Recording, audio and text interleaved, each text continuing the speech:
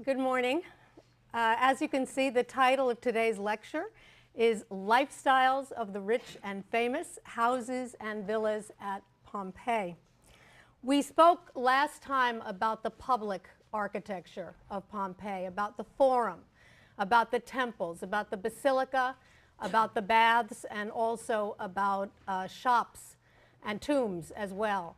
But today we're going to turn to the residential architecture of Pompeii, residential architecture that is extremely important, not only for what it tells us about Pompeii, but what it also tells us about domestic architecture in the first centuries BC and the first century AD, because there is no place where the houses are better preserved than at Pompeii. So it tells us, again, not just about the city itself, but also about residential architecture in Rome, where we have very few examples, and elsewhere in the Roman world. I want to begin with the image that you see now on the screen, which is a building, and we're talking about the one at the left, front left, a building that is on one of Pompeii's main thoroughfares, the Via dell'Abbondanza, the Street of Abundance. And the building in question is relatively well preserved, and what is significant about it for us right now is the fact that it is two-storied, as you can see here. What we'll see in the course of today's presentation is that most of the buildings, most of the houses in early Pompeii are single-storied dwellings. But here we see one that is two-storied, and this two-story dwelling actually dates fairly late in the history of residential architecture in Pompeii. It dates sometime between the earthquake of 62 and the eruption of Vesuvius of 79, so between 62 and 79 AD. And we see that it has two stories in this instance, a story down below that may have been, that it says has entranceways, might even have been opened up as a shop, and then a second story that is very interesting indeed, and it has what we call canoculi, C-E-N-A-C-U-L-A-E, canoculi, which are second-story dining rooms that have open panoramic windows. These windows, as you can see, through columns, so an interesting nod to Hellenization once again, this idea of incorporating Greek elements into Roman architecture, elements that again are that come into Roman architecture through the influence of earlier Greek architecture, and views out through those columns. So two important points: one, that these have two stories, and that adding a second story to a Roman building or a Pompeian building in this instance, doesn't occur until between the earthquake and the eruption of Vesuvius. And secondarily, this idea of the picture window. And we've talked about the importance for the Romans of vista and panorama, and they're doing it here. They're opening up that second floor so that you can sit in one of these dining rooms and then have a very nice view out through the columns of the street and the street life below. Now, this building on the Via dell'Abbondanza lies at the end of the development of Pompeian domestic architecture. And so what I'm going to do is take us back to the beginning and trace Pompeian domestic architecture from the Samnite period up through the eruption of Vesuvius. With regard to the earliest houses at Pompeii, these were done during, again, the Samnite period, the 4th and 3rd centuries BC. Keep in mind that the Samnites were an Italic tribe that is indigenous to Italy from way back when. I had mentioned to you that Pompeii was founded already in the 8th century BC. And these Italic tribes built houses, obviously, in which they lived already in the 4th and 3rd, substantial houses in which they lived already in the 4th and 3rd centuries BC. I want to begin our conversation about domestic architecture in Pompeii and by extension in Rome itself with the so-called Domus Italica. What was the Domus Italica? The Domus Italica was an ideal Roman house plan, and we know quite a bit about it because of the writings of Vitruvius. Vitruvius, not to be confused with Vesuvius. Vitruvius was an architectural theoretician who was writing in the age of Augustus. Augustus being Rome's first emperor. And Vitruvius left a great deal of writings about all kinds of architecture, including domestic architecture. And he talks in detail about the Domus Italica, or what he considered the ideal Roman house. And he describes all of its parts. And through his writings, we can explore together what the ideal Roman house was. And what you're going to find very interesting, I believe, is the fact that the actual houses at Pompeii conform, or the earliest houses conform very closely to this ideal plan. Let's run through it together, both in plan and in restored view.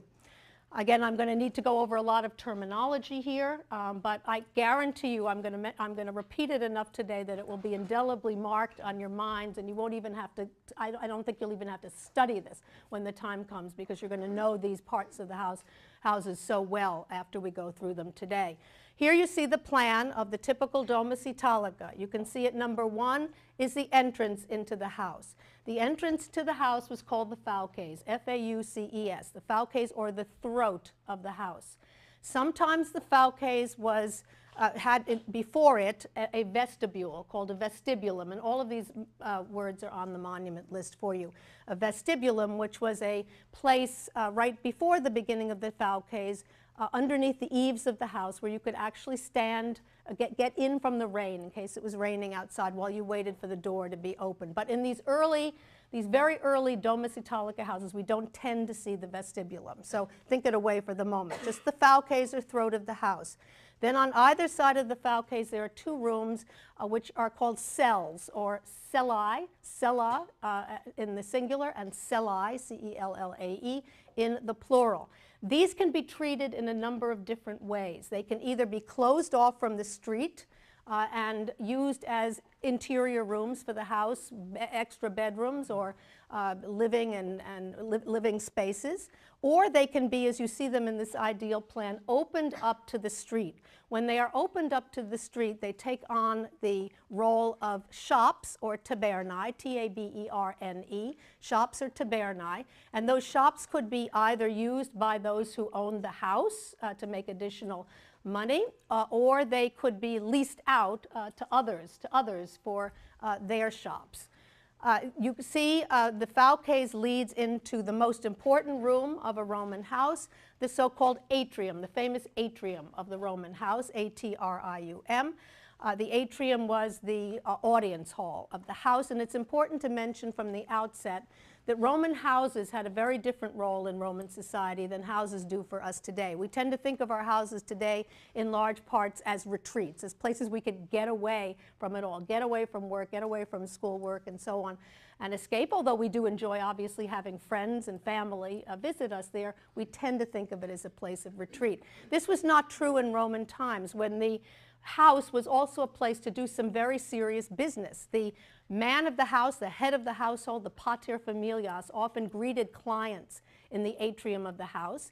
And when he was away on business or away at war, his wife, the mater familias, would stand in for him, and she would conduct business in the atrium. So considered a very public part of the house, a place where you wanted it to look its best because you were going to be greeting important visitors there to do business.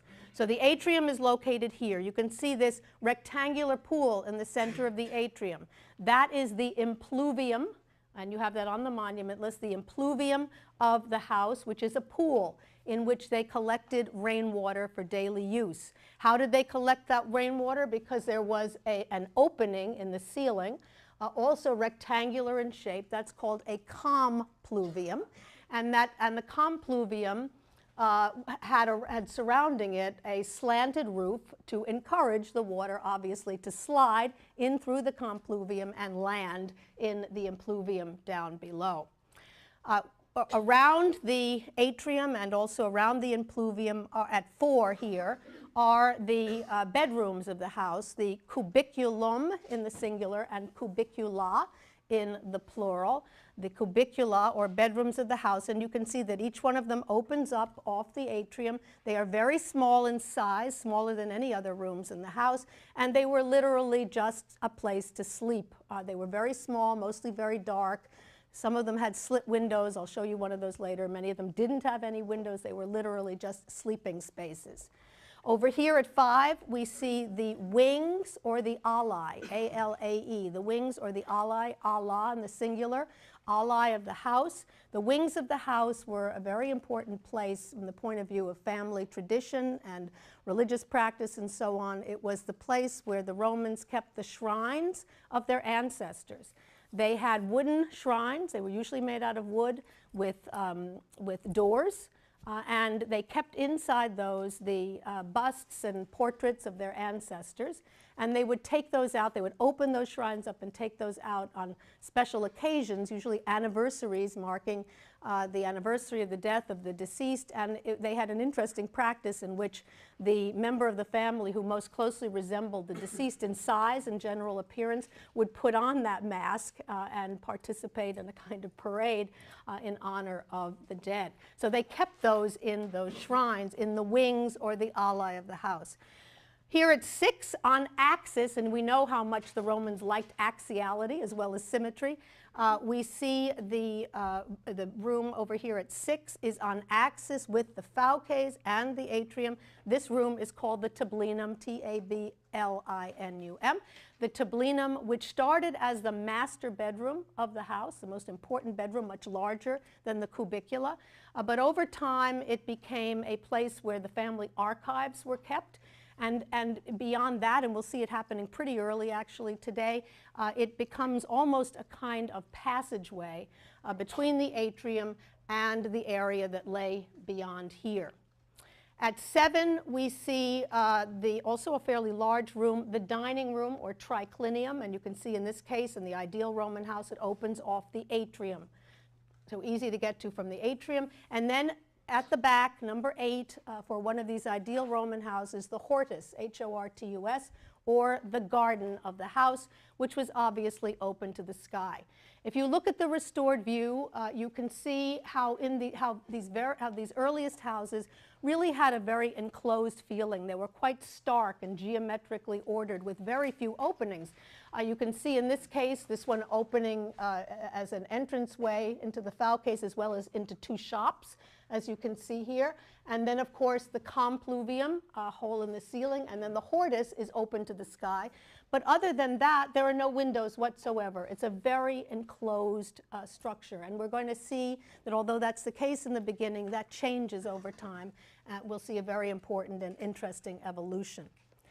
Now, another point that I want to make from the start is just as in temple architecture, and we've traced the development of early Roman temple architecture, where we saw the Romans ultimately combining an Etruscan plan with a Greek elevation. We're going to see something actually quite similar happening in the development of Pompeian and Roman domestic architecture. We're going to see that earlier Etruscan monuments had an impact, and I show you a plan of an Etruscan tomb over here. We've looked at this before, an Etruscan tomb over here, just to show you that the general arrangement of that tomb with an entranceway here, with 2 rooms over here, kind of like the tabernae that we looked at, or the cells that we looked at just before. A big space over here, not unlike the atrium. The idea of axiality, entering into it, then this large space, then another space which mirrors the tablinum, or is like the tablinum of the Roman house, and then other rooms on either side. So this whole idea, this progression of one space, an axial progression of one space to another space to another space that's on the same axial focus, very important. And I think those who were building these fairly early on, the Samnites and so on, were clearly looking at Etruscan examples. And it shows us very early on also that in the minds of the Romans there was a very close association between the houses of the living and the houses of the dead. Because if you look at the inside of this Etruscan tomb, and I mention it, not holding you responsible for it, but I mention it to you underneath the Domus Italica on the monument list. This is the tomb of the shields and seats in Cerveteri of the 6th century BC.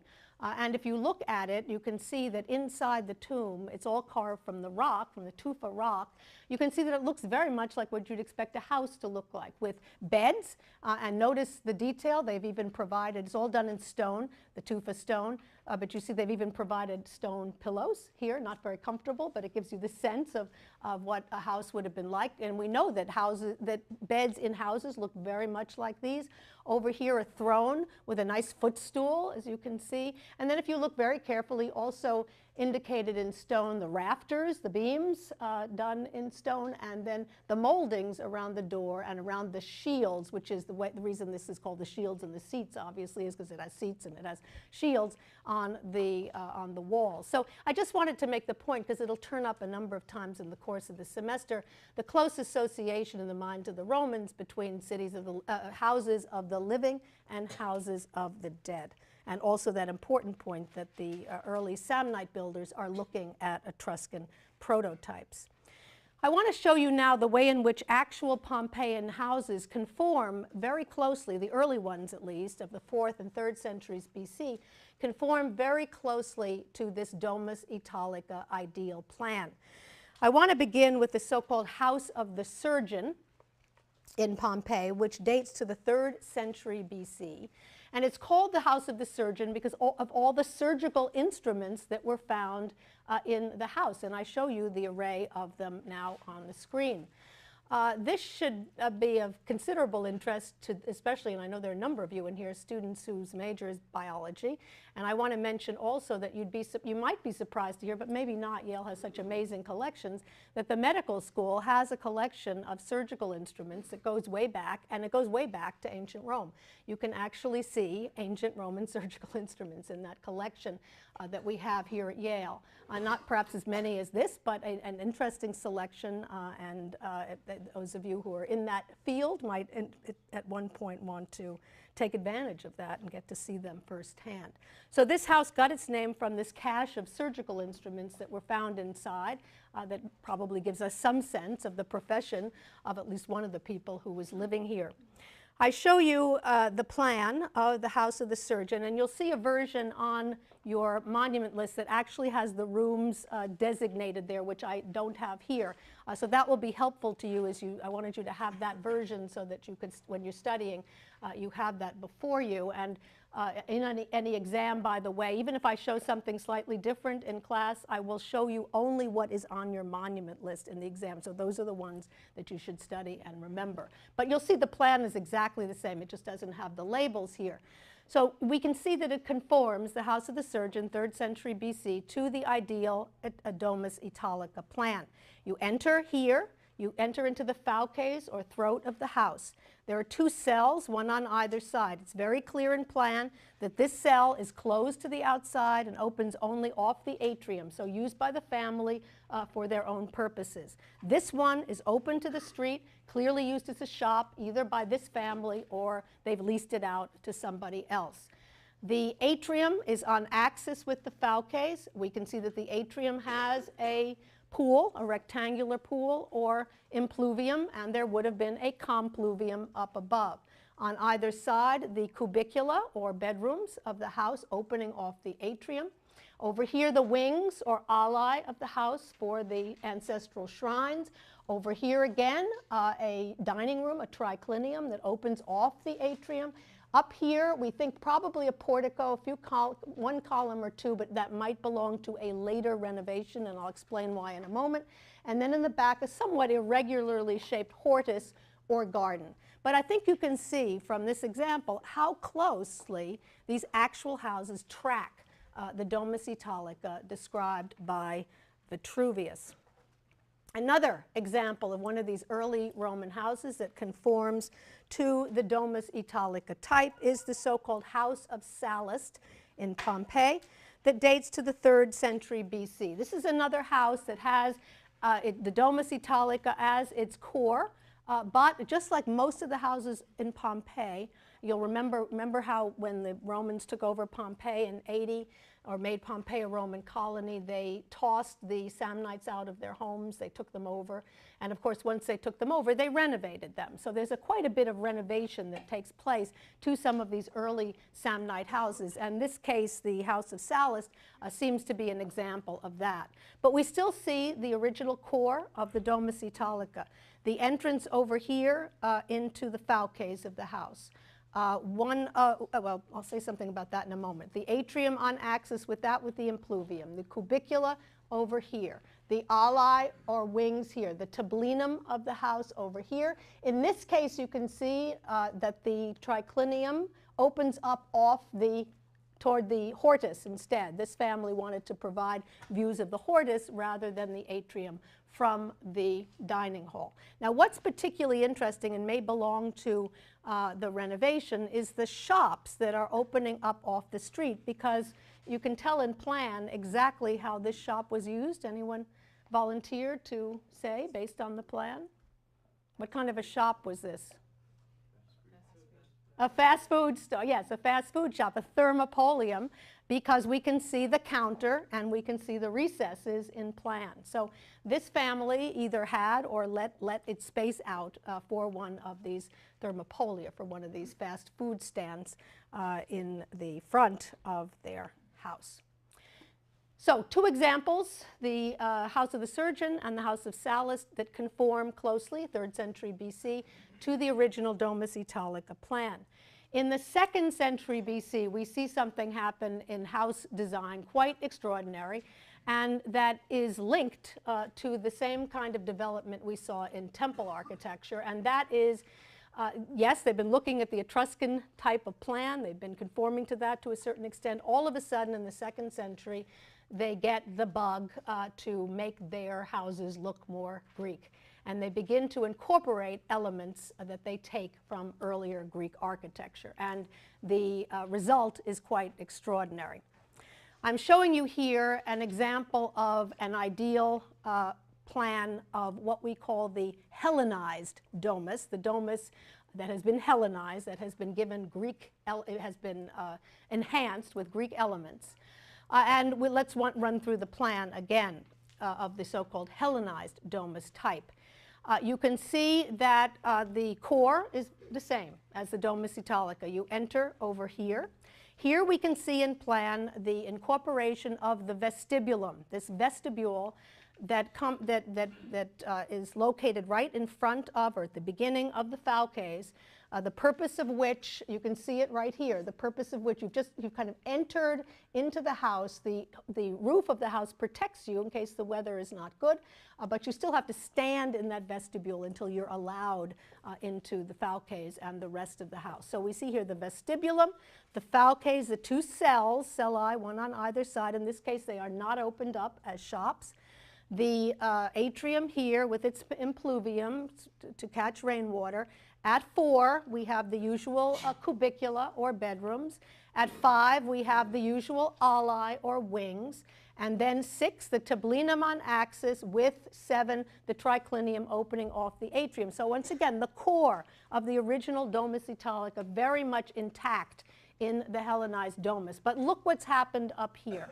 What's happened up here is at number 8, under the influence of Greek architecture, under the influence of what's happening in temple architecture, they incorporate columns into the interior of the house, and they place their garden here. It's a garden court with columns, which technically is called a peristyle. P-E-R-I-S-T-Y-L-E, and it is comparable to what we see in temple architecture when we saw the architects giving some of the temples the peripteral colonnade. Remember the colonnade that goes all the way around and is freestanding under the influence of Greek architecture? It's the same sort of thing here, except it's on the inside of the building. So this peristyle court, cum garden, located right here, and then on either side additional bedrooms or cubicula. These were probably very desirable to have a bedroom that had a nice view out over your garden. And then back here, 2 additional triclinia, 2 additional dining rooms to take advantage of the beautiful views that one could get, if one could see it, probably not terribly much through these narrow doorways, but at least opening up onto the peristyle court. We see, Neil, one second, we see up here the restored view showing the same, the entranceway. And look here, you can even see columns added in the front to announce from the very start that this is a house that is owned by a very cultured individual who knows his Greek and knows his Greek culture and knows to incorporate these Greek elements into his house. Then we see the compluvium, we see the peristyle from above, you can see open to the sky with columns, but still very stark, very plain on the outside. No windows to speak of, very much an enclosed space. Neil? I was just wondering, all the triclinia around, where like the food preparation would take place. If there was a kitchen. Some of these houses did have kitchens, and I'll show you an example in a moment. And probably more of them did than we're sure of. It's just a question of what remains in terms of being able to determine that. But we certainly have examples of that, so they did seem to have kitchens. So now I want to show you some examples of houses that conform to the Hellenized domus type. This being the first one. It's one of the most famous houses in Pompeii, and if you're going there anytime soon and are making a list of must-sees, this is one of those must-sees in Pompeii, the house of the Vettii. We think it belongs, although we're not absolutely sure, to the Vettius brothers in Pompeii, and it dates, as the monument list indicates, to the 2nd century BC and later. Looking at this plan, you can see the way in which it conforms to the Hellenized domus type. Once again, it has the core. It has the Domus Italica core. The entranceway over here with the fauces. The cells on either side, in this case used as rooms internal to the house. They do not open off the street as shops. The atrium here with the impluvium. A smaller number of cubicula on either side.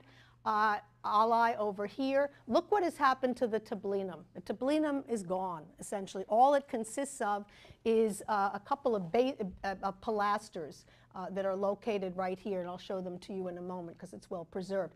Pilasters here. So the tablinum has essentially disappeared. It's become a kind of passageway from the core of the house into the garden. And it is a peristyle garden surrounded by columns, as you can see, and you can see how important that peristyle garden has become. This family has decided to decrease their other space in order to have this stupendously large garden here. And they have also put a very large dining hall, triclinium up here, that opens off the peristyle, and it has a much bigger opening so that they could clearly dine and get views of this garden, this peristyle garden, of which they were obviously incredibly proud.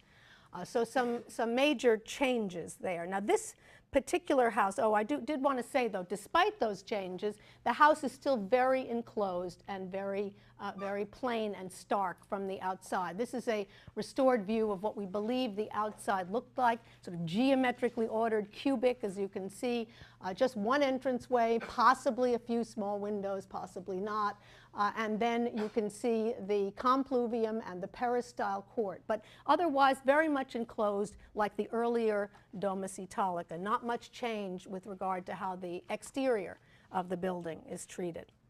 This, again, is one of the reasons everyone flocks to this house, is it's very well preserved. There's been some restoration work, of course, but this is one of those must-sees because it really gives you as good a sense as anything of what these houses looked like in antiquity. We have obviously we've come through the fauces, we are standing in the atrium, we can see the pool or impluvium here. We can see the compluvium, very well preserved up above. I think it's probably the best preserved compluvium that we have, or close to it. And you can see that there were little antefixes added in terracotta and stuff as decoration up at the top. As we're standing here, we look back through what was once the tablinum and now is basically a point of transition, a passageway from the atrium to the most important part of the house from the point of view of these patrons, the garden. So you're looking through, you see these great piers on either side that are all that's left of the tablinum. You look through that and you see the garden. The garden has its columns surrounding it. The walls are painted of that garden, all a very lively and wonderful interior. And what also becomes very clear in looking at this particular view is something that we've already discussed, and that is the importance in the minds of the Romans of vista or panorama. of great views that you can see from one part of a building to another. Remember the sanctuary of Jupiter Anxur at Terracina and all of those wonderful lateral and axial entrances and exits where there were all kinds of interesting light effects. We see the same sort of thing here.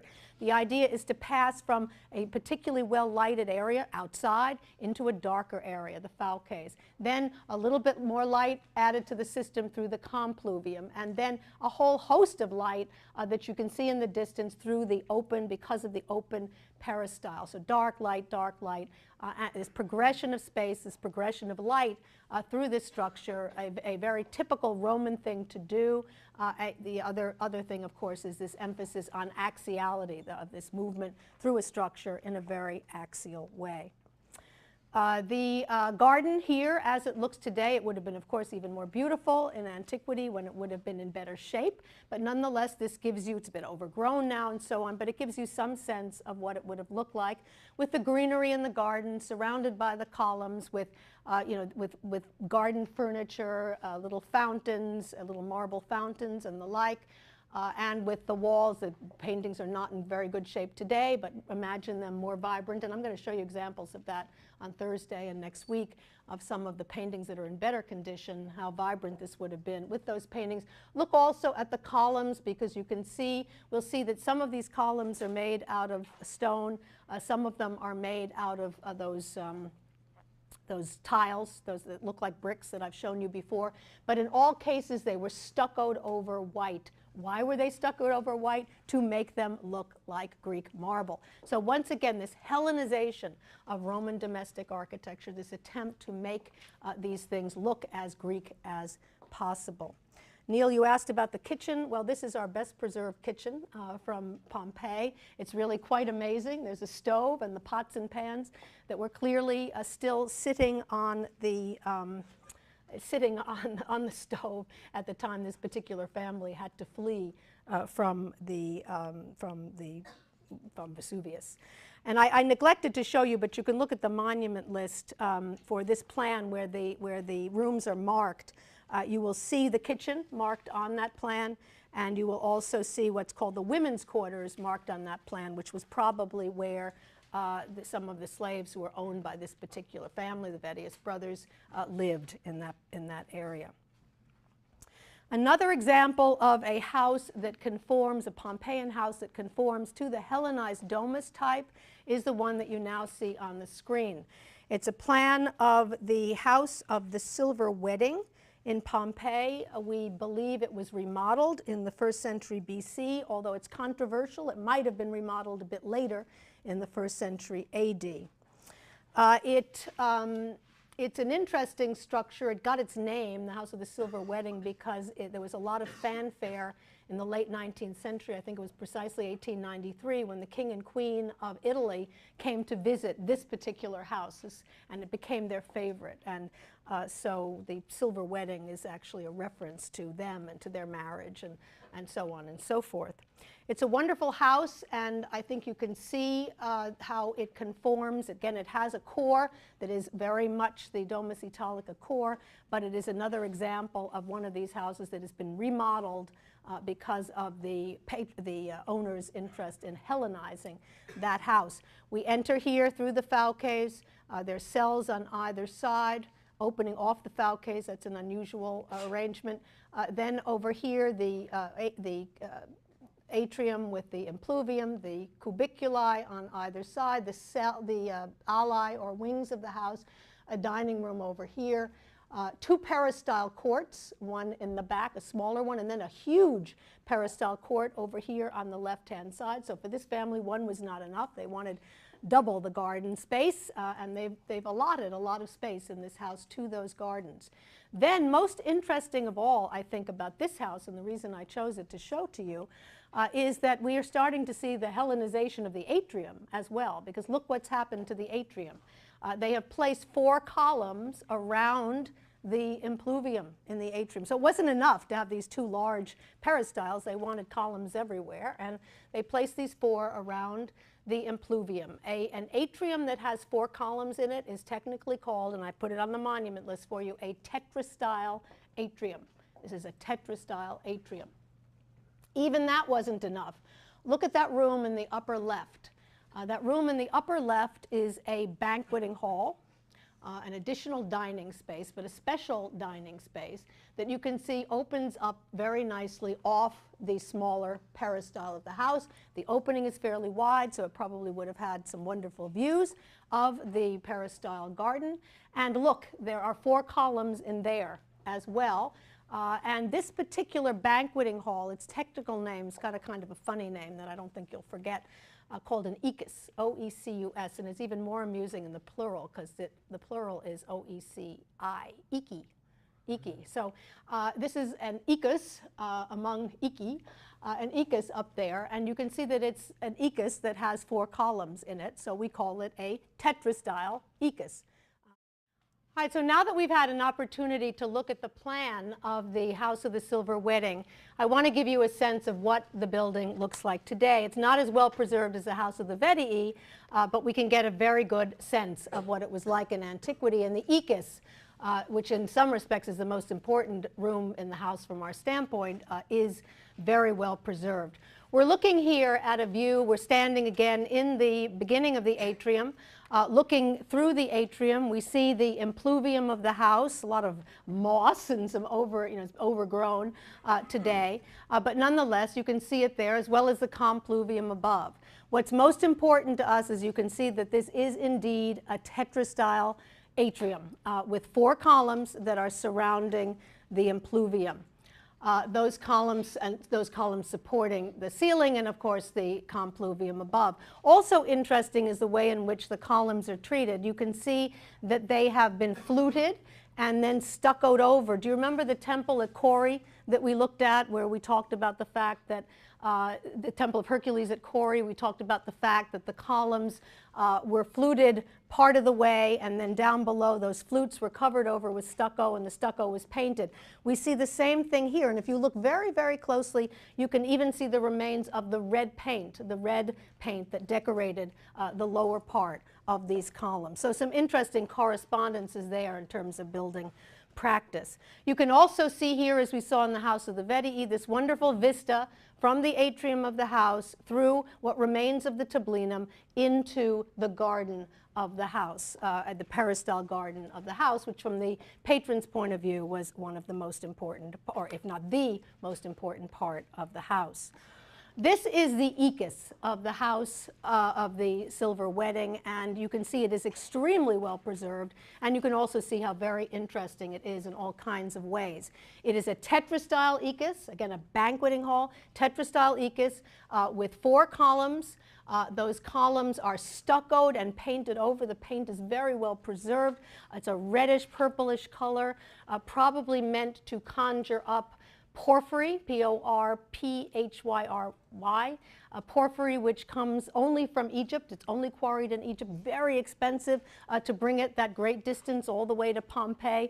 And of course this isn't porphyry, it's just a painted column, but the whole idea of this from the patron's point of view was to look like he and she were very well heeled, that they could afford to bring, they're trying to make the illusion that they could afford to bring this expensive stone from very far away to use in their house here. Look also at the fact that there's a barrel vault.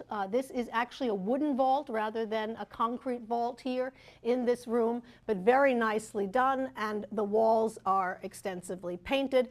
They are weathered today, but they give you a very good sense of the original, of what would have been the original appearance of this room. And as I mentioned, we'll talk in detail about Roman wall painting, especially because, as you can see, it does depict architecture. We'll begin that conversation on Thursday and continue into next week. I want to turn now to what is surely the most important surviving house at the city of Pompeii, and this is the famous House of the Faun. If you're in Pompeii and you only have time to see 2 houses, you go to the House of the Vedii and the House of the Faun. The House of the Faun, as you can see from your monument list, dates to the 2nd century BC for the most part, and we see a view of part of Pompeii over here with a series of houses marked in yellow. And the reason that I show this to you is because the House of the Faun is particularly large. You can see from this plan that it takes up, in fact, the entire block, an entire block of the city of Pompeii. And it is much larger than some of the others. For example, look at the House of the Vetii over here. It's twice, if not larger than that, twice the size of the House of the Vetii, if not even more than that. So it's a very large house. Clearly no expense was spared, either in accumulating the property and also in enhancing the decor of the house. If we look at a plan of the House of the Faun, we will see without question that it corresponds, that it follows the Hellenized domus type. We enter over here. We see it has a vestibulum, a fauces, 2 cellae, one on either side, an atrium with an impluvium, the cubicula here on either side, the wings or the alae. It does have a tablinum, you see it over here, and then it has two peristyle courts with columns encircling them, a smaller one and then a very large one in the back. Note also, while this is on the screen, that there is a very interesting room that is located over here. It's a rectangular room. It has a couple of columns on bases and pilasters, one on either side. It opens right off the peristyle court, and on the floor of that space, which we call the Alexander Exedra, E-X-E-D-R-A, after Alexander the Great, because on the floor of that was the most famous mosaic that we have surviving from antiquity that represents Alexander the Great, and I'll show you that momentarily. First, let me show you what the house looks like from the outside. It's well preserved. It doesn't have its ceiling the way the House of the Vetii does, but otherwise it's pretty well preserved. We're looking down the street on which it finds itself. You see the polygonal masonry blocks. You see you see the sidewalks here as well and how modern they look. You see the stepping stones.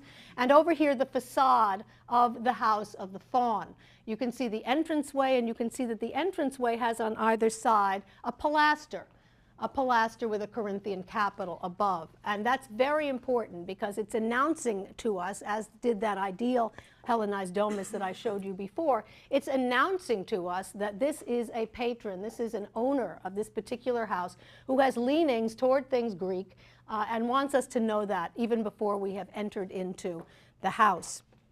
If you go into the house and stand in the vestibule, you will see that there is still quite a bit of decoration preserved. The walls are painted with blocks, what look like blocks of stone, an illusion. This is an example of first-style wall painting. We're going to talk about that on Thursday. And then up here, a shrine is still preserved, a shrine that probably held statues or statuettes of some of the household gods, the revered gods for this family. This is an excellent view because it shows us again how if you entering this house, you would stand in the vestibule, you'd go from there into the fauces, then into the atrium, then into the peristyle that lay beyond, the first smaller one and then the larger one after that. But it shows us again the point that I've made so many times already just in this first part of the semester, and that is this Roman interest in vista or panorama. They've set up a view from the moment in which you enter the house, a view of a sequence of experiences from light to dark to light to dark, but also a sequence of visual experiences that make entering this house and walking through this house an extraordinary experience, one that they have helped enhance. And you can also see again the capitals here. Here's a view of the atrium as it looks today. We are standing in front of the impluvium. In that impluvium is a statuette in bronze of the dancing faun from which this house gets its name. The one that you see there now is a copy, and the original is in the Archaeological Museum in Naples. This view also shows you the way in which you had the series of visual experiences from the fauces to the atrium and ultimately toward the peristyle with its wonderful forest of columns done a la Grecque in the Greek style. Here's another interesting view. We're still in the atrium. You can see the dancing faun right here. We're looking at the side wall. If we're facing the faun, this is the wall to the left. This is very helpful because it shows us exactly what the cubicula that opened off the atrium would have looked like. You can see that they were very dark. Some of them had these tiny slit windows or perhaps slightly larger slit windows, but for the most part they were very dark, again meant only as a place to sleep at night and to be used for no other purpose than that. You can also see from this view that this is a rubble wall that has been stuccoed over and that reliefs painted different colors have been placed on that wall. This is an example of so-called first-style Roman wall painting, and we'll go into what that was, define what that was, and discuss it in more detail on Thursday. This is a wonderful restored view of what the House of the Faun would have looked like when all of its first-style Roman wall painting was intact, showing what it would have looked like to stand in the atrium and look back through what survived of the tablinum with these very large pilasters again announcing the Greek leanings of this particular patron, and then the view toward the peristyle where you would also see the columns that looked like they were very much in the Greek style. So here's clearly a person who not only is building his home to correspond to the latest in domestic architecture, namely the Hellenized domus type, but who just wants to make that point over and over and over again, that he's cultivated, that he knows things Greek, and that he has the funds to be able to incorporate those into his house. And indeed, first-style wall painting, as we'll find out when we discuss it, is also a style that is based on Greek prototypes. So another example of the Greek elements in this building. What room do you think this is? I didn't show you this on the plan. I neglected to, but you can look at your monument list. You'll see that when you look at the plan, you'll see that this house had more than one atrium. It had two atria, and this is one of them. It's a tetrastyle atrium because you can see there are four columns, one around each of the one around each corner of the impluvium. So a house with two peristyles, a house with two atriums, and even one of the atriums has four columns, as you can see here. And this one is also very useful for the fact, one of you asked me a question when we were looking at the Basilica Pompeii about why, why the columns look the way they did. I think it was you, and you can see, and I mentioned that they were pieced, and here you can see that very well, these drums placed one on top of another, so that you can see over time how easy it would be for some of those to fall off or become dismantled, and for us to be left with the sort of thing that we're left with when we look at what remains in the Basilica of Pompeii. Here's a view, obviously, of one of the peristyles. Here you also see something interesting in terms of building technique. The columns in Pompeii tend to be either of local stone, a local tufa, or made of these these tiles that look like bricks, but then in either case stuccoed over, white, fluted, to make them look once again like they are marble columns, the illusion that they are marble columns even though they are not, to underscore their Greekness. This is a view of the, that exedra, that Alexander exedra that I mentioned to you before, that opens off the first peristyle. With two columns on bases here, note the red at the bottom, white at the top, two pilasters painted red, as you can see, and you can see the tourists standing there gazing down. They're gazing down at a copy, and this copy, by the way, for a very long time, for as long as I remember going there, except for this last time I was there was nothing there, and I think most people had no realization that this amazing mosaic originally was on the floor. But they have put a copy. The mosaic is now in the Naples Archaeological Museum, long ago moved there, but they finally put a copy down on the floor so that of the mosaic that was there, so that people who visit the House of the Faun realize, oh, this is where the Alexander mosaic was located, which is particularly important because this is a view of the mosaic, this extraordinary mosaic of Alexander the Great that's now in the Naples Archaeological Museum. And of course you can see that they display it there as if it were a panel picture hanging on the wall, but that is not how it was displayed or meant to be displayed in the House of the Faun. It was a floor pavement in the House of the Faun. But look how nicely, at least in the museum, they have recreated the ambiance by putting the columns and the pilasters. They tried to recreate the sense of the exedra just as it is in the house. It's just that they put the mosaic in the wrong place. It should be on the floor. Nonetheless, you can see it's an extraordinary work of art. I'm not going to go into into it in great detail, but I did want to expose you to it because it is so important and so magnificent. And I also want to make absolutely sure that you don't miss when you go to the Pompeii area. You do not miss going to the Archaeological Museum in Naples. It's an amazing museum, one of the greatest of all the museums in Italy, and it has, of course, almost all the great stuff that comes from Pompeii is at that museum today. So it's another one of those asterisk must-sees. You look at it here, it represents the battle between Alexander and the Persian king Darius, D-A-R-I-U-S, at the famous Battle of Issus, I-S-S-U-S. At that battle, Alexander was victorious. You see it here. And one of the reasons that it's so important for our understanding of the House of the Faun is that we believe that this mosaic was a copy of an earlier lost Greek painting, a Greek painting of this same scene of Alexander and Darius, done in around 300 BC by a Greek painter, that was copied for this house in mosaic sometime in the 2nd century BC. So it's another example of this patron, of this owner of the house, who is so besotted with Greek art that he wants to have as much of it around him as he possibly can. And he clearly has the assets that enable him to commission a mosaicist to make this amazing painting. Now, there are a lot of people who talk about this mosaic, excuse me, a lot of people who talk about this mosaic and they say, well, you know, it's such a pale reflection of what the painting would have been, and, you know, it's a typical derivative Roman art, and they had to look at Greek art and derive from it. They couldn't come up with anything on their own.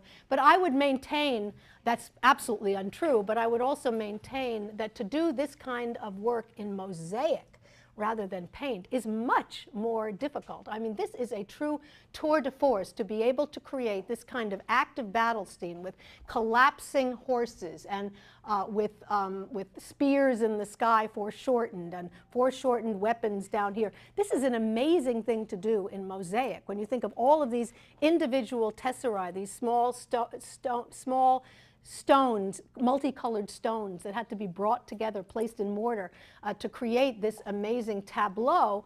To me, it seems like it is a much greater feat to have to achieve that and to achieve it so well in mosaic than in paint. Just quickly, a couple of details. Here's the one of Alexander himself on his horse. It's an incredible characterization of the great Hellenistic general and king. And you see him on his favorite horse, Bucephalus, here. And I think it's a wonderful characterization by this particular very talented mosaicist and his workshop to capture the relationship of man and horse. I mean, if you look at not only the eyes, but also at the hair of Alexander tousled, flowing in the wind, the mane of the horse, so closely allied with one another. The artist has really very effectively captured that again, even just using these very small pieces of stone, which you can see very well here. Look at the way the shadows that are cast, you know, even by that stone. It's incredible. Here's the other detail that I'm going to show you of Darius. In his chariot, his driver, as you can see, he's looking toward Alexander. He's mesmerized by the great Hellenistic king, but he's at the same time afraid. And he's beating a retreat because you can see that his driver has turned the chariot around. He's whipping the horse and he's heading in the other direction, away from Alexander, as is this figure here. We see his horse from the rear, a real tour de force of depicting a horse, but he too is looking at Alexander quite afraid, and his horse is also turning to go off into the distance. So capturing this very dramatic moment. And to me, the most wonderful detail is this one that you see down here, which is a view of one of the fallen Persians. The shield is falling over on him, but the shield is polished to such a shine that he can see the reflection of his own face. I have a detail to show you of this. He can see the reflection, you see it here, of his own face in that shield. And this view is particularly good. I took this one very close up so that you could see the individual stones. You don't, you know, from a distance they blend.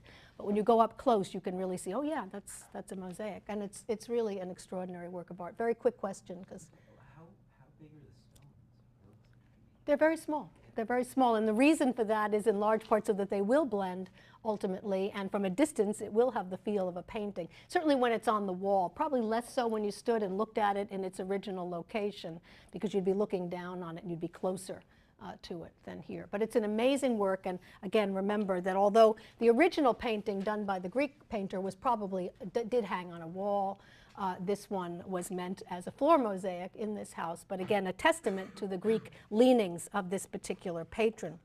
Now, I also wanted to show you that's not the only mosaic in Pompeii. It's the greatest by far, and it's without question, and I think everyone who studies this stuff would agree with me, that it's the finest surviving mosaic in the history of ancient Greek and Roman art. But there are plenty of other mosaics preserved, including at Pompeii.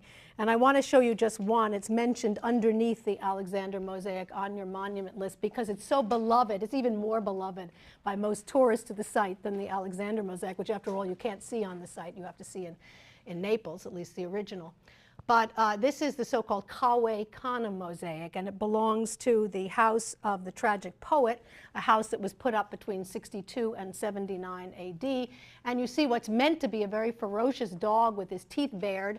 This one is done much more simply in only 3 colors, mainly black and white, tesserae, or small stones, T-E-S-S-E-R-A-E. It's what these small stones are called, the tesserae.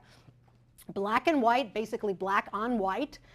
But you can see that there's one touch of red, the collar of the dog, and the dog is chained, as you can see, just like that poor plaster cast of the dog that we saw last time. He's chained, but he's meant to look very ferocious. He's baring his teeth, and the whole point, Cave Canem, beware of dog, is for you to be warned of the fact that if you dare step any further than that vestibulum and try to get into this house or try to steal anything or whatever, this dog will attack. So it's the same kind of, it's like a security alarm system actually for antiquity. And you can, I bet you can tell me where in the house this mosaic was located.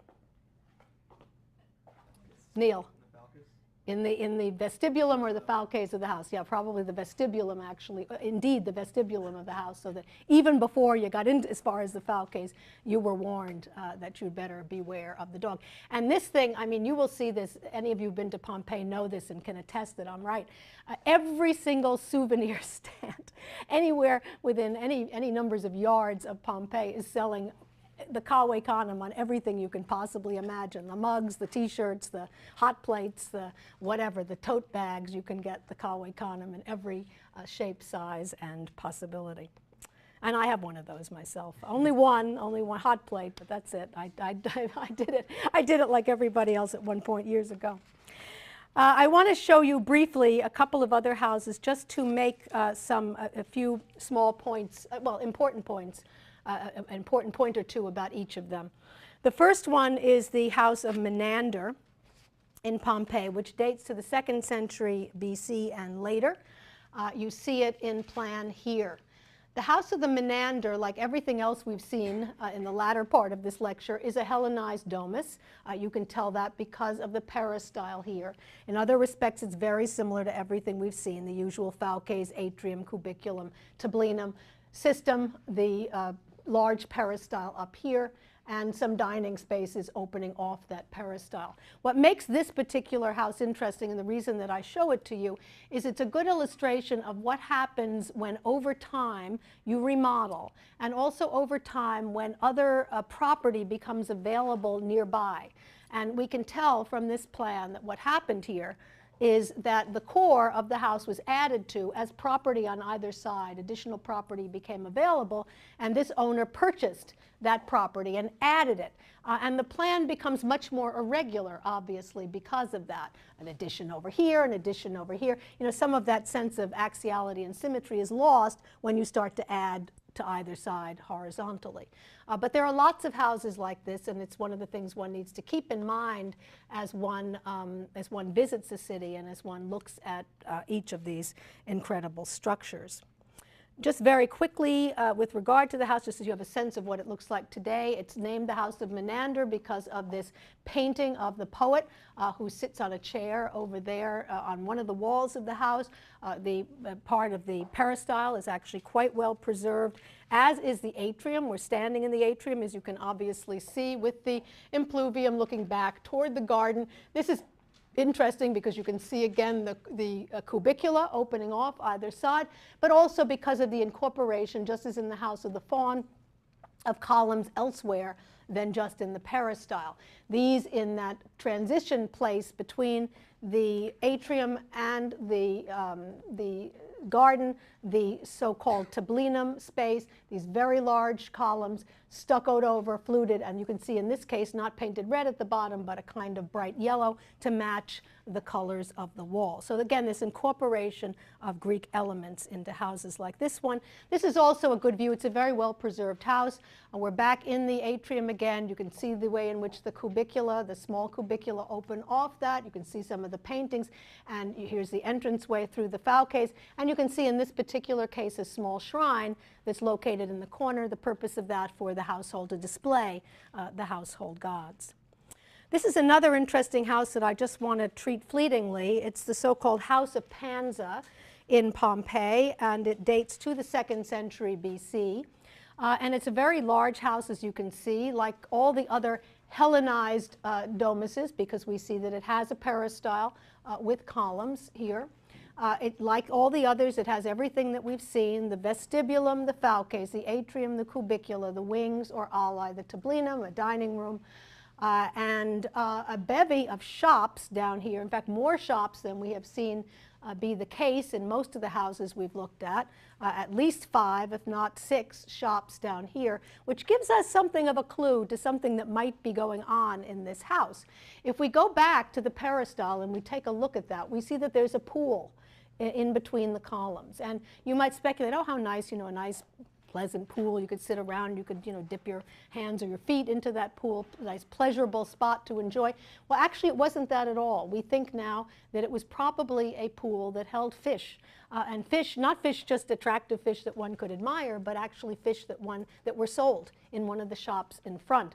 One of the reasons we believe that is a scholar by the name of Wilhelmina Yashemsky, whose specialty is gardens of Pompeii, has spent her whole scholarly career, and it was well worth it because she's come up with some extraordinary things, on studying the root marks of the gardens in Pompeii.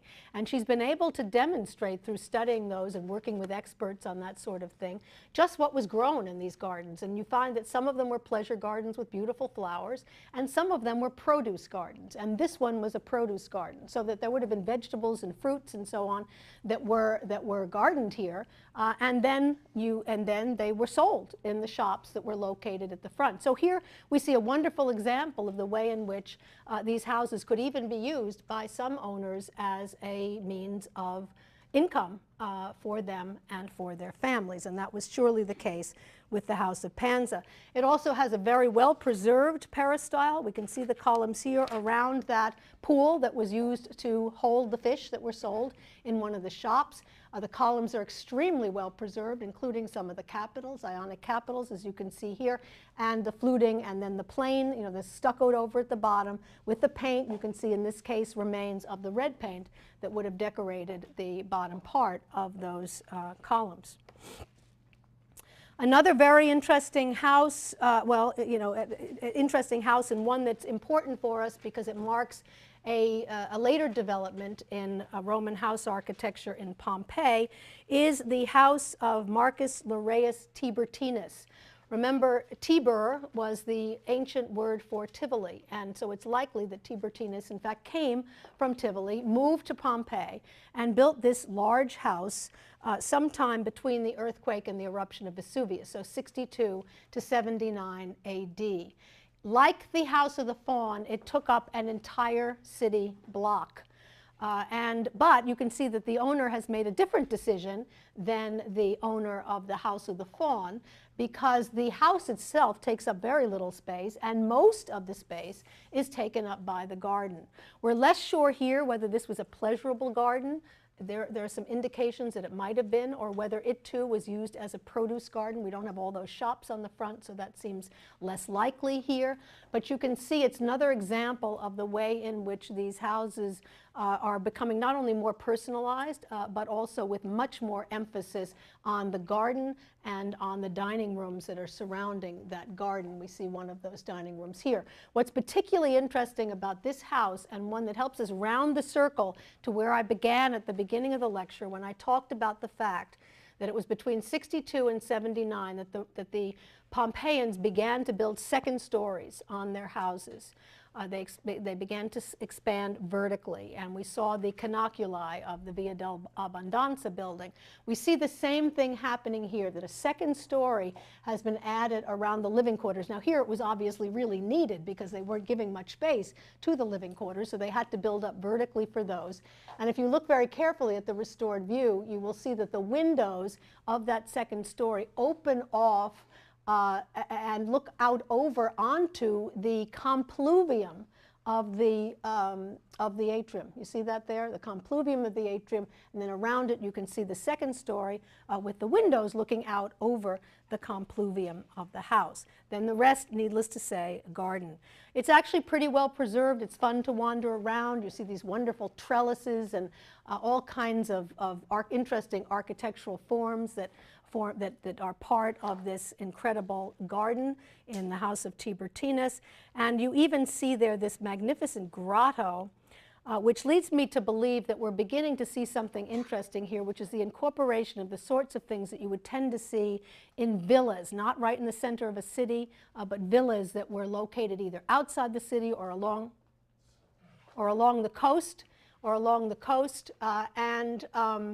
and the reason I say that here is because we can see this grotto-like effect where we have what looks like a pebbled effect on the back wall, painted, two columns, Corinthian columns with a pediment above, and then these two wonderful mythological paintings. This one you probably recognize as the myth of Narcissus. You can see his reflection in the water. He's admiring himself and his reflection down below, and then Pyramus and Thisbe over here. What's important to us is not which myths, but just that Greek myths are incorporated into the scheme here, so this pretension toward things Greek. But most important, this grotto-like element that you would tend to find in a villa along the Amalfi Coast or some such, rather than in downtown Pompeii. So we're beginning to see this interesting merging, at least for the very well-to-do, the rich and famous, the lifestyles of the rich and famous, as this lecture is called. We begin to see that in some of the houses, especially in the later period. I'd like to, the second to last building that I want to show you is an extremely important one. The last one we'll just look at for a minute or so. But this one is an extremely important building. It is the Villa of the Mysteries in Pompeii. It is indeed a villa, so it's a nice segue from the Laureus Tiburtinus house. What started to happen in Pompeii, even though there was quite a bit of space initially, as time went on, things became more crowded, and the really well-to-do began to move outside the city to the suburbs, so to speak, right outside the city. Interestingly enough, right along those same streets that form the cemeteries of the city. So we see this villas and the cemeteries intermixing in a very natural way.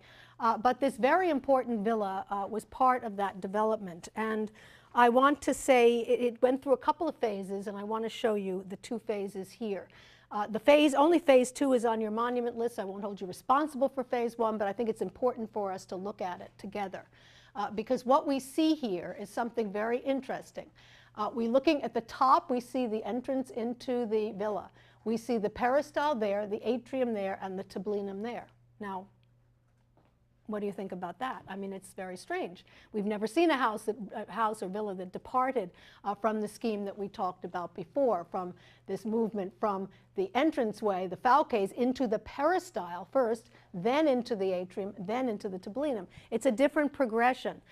We might think to ourselves, well, this must be the whim of this particular patron, but Vitruvius tells us otherwise. Vitruvius tells us about villa design, and he tells us the major distinction between Roman villas and Roman houses in terms of their plan is that in Roman villas, you enter into the peristyle first. So it shows again the growing interest in peristyles, and yet this peristyle very, very early indeed, because it belongs to the first phase, which is even before even before the early 2nd century AD, which is when 2nd century BC, which is when the second phase is dated. We can also see here a great podium.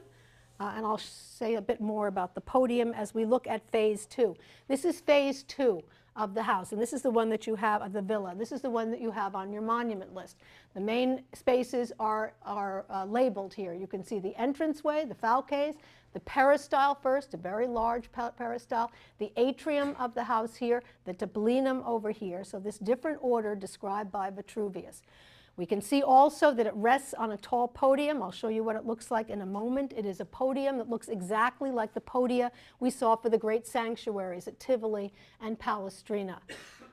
We see that underneath that podium, just as at those, or Jupiter, Anxur, Terracina, just as at Terracina, we see there's a cryptoporticus, or underground passageway, underneath that podium. It is barrel vaulted, and the concrete is faced with opus incertum work, just as we saw it in the sanctuaries. Why have this kind of podium here?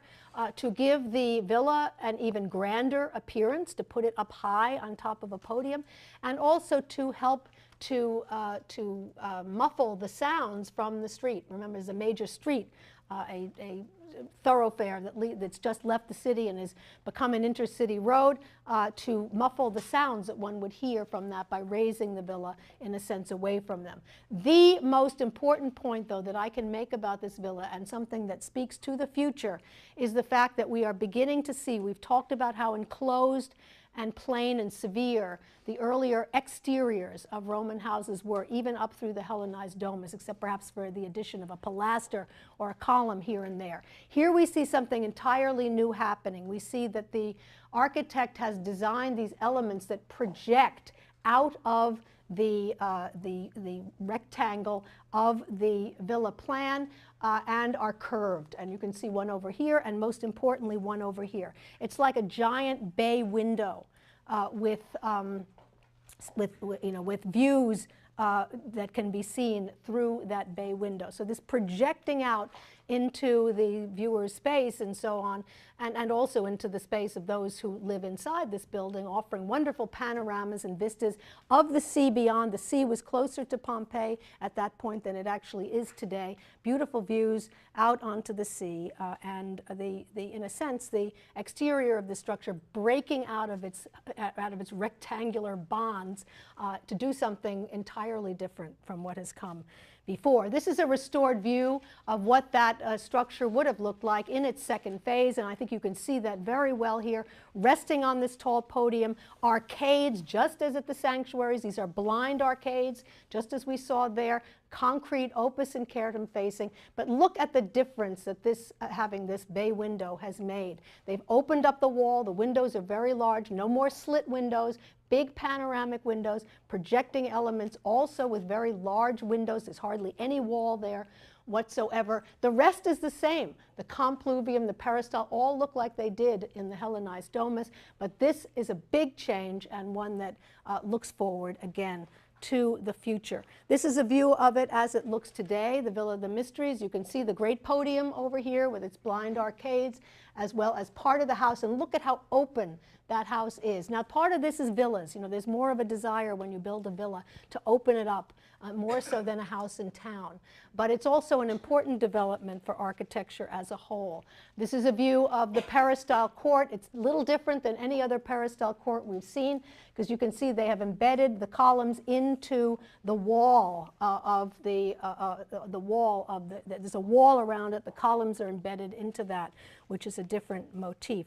And I thought you'd be amused to see that the Villa of the Mysteries is one of those, and there are several places in Italy, many places in Italy, where people go in particular to take photos of, after their wedding, to take photos of themselves, photo op places, and the Villa of the Mysteries is one of them. So you don't be at all surprised if you are there, especially on a weekend, if you see a wedding party taking photos. And this was one of the more discreet photos. You can just imagine the kinds of poses that people take in places like this. I could have shown you all kinds of very amusing, very loving photos of the bride and groom, but here you just get a sense of, and the photographer, and there were several photographers the day I took this, getting wonderful images of this bride and groom after the happy event.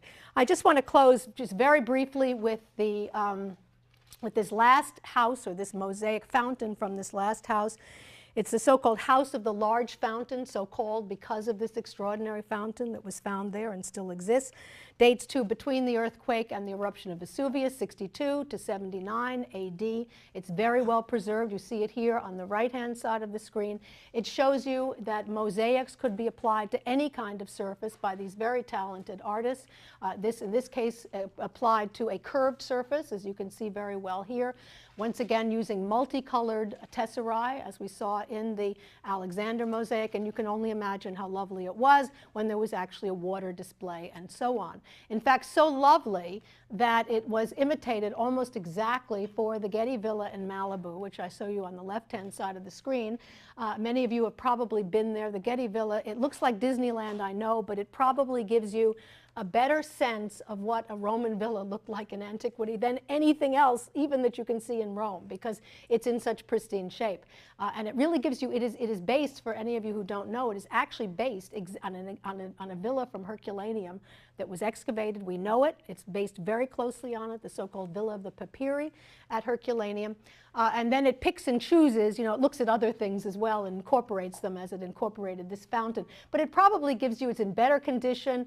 You can see that the water display is actually working, unlike the one in Pompeii. So it gives you a very good sense of what this thing would have looked like in antiquity. And just as a look forward, one of the paper topics for this course actually is to talk about the Villa of the Papyri in the context, in part, and being helped by the reconstruction at the Getty Museum.